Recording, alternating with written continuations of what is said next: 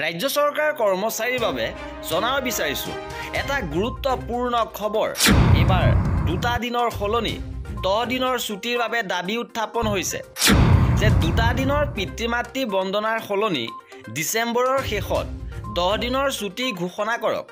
ৰাজ্য চৰকাৰ পিতৃ-মাতৃ বন্দনাক সমালোচনা দিছপুৰৰ বিজেপি বিধায়ক অতুল বৰা আৰু মুখ্যমন্ত্ৰীলৈ অতুল বৰাই পত্ৰ প্ৰেৰণ কৰিছে। কি দাবী উত্থাপন হৈছে সবিশেষ আপোনালোকক জনাব বিচাৰিছোঁ। ভিডিঅ'টো প্ৰথমৰ পৰা শেষলৈকে চাই থাকিব।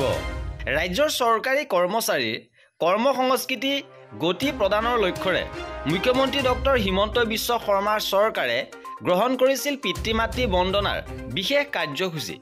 সেই অনুসৰি বছৰৰ 2টা দিন পিতৃ-মাতৃৰ সৈতে একেলগে থকাৰ সুযোগ লাভ কৰে চৰকাৰী কৰ্মচাৰীসকলে।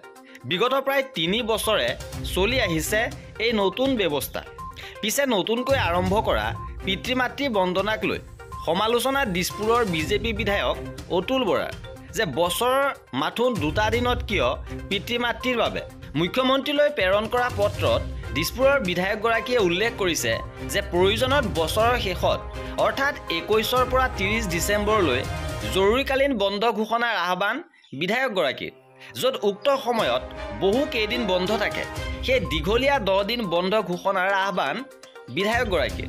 ইয়াৰ বাবে প্ৰয়োজন সাপেক্ষে জুলাইৰ গৰমৰ বন্ধৰ 2-3 দিন বন্ধ হ্ৰাস কৰাৰ পৰামৰ্শ দিছে দিছপুৰৰ বিধায়কগৰাকীয়ে।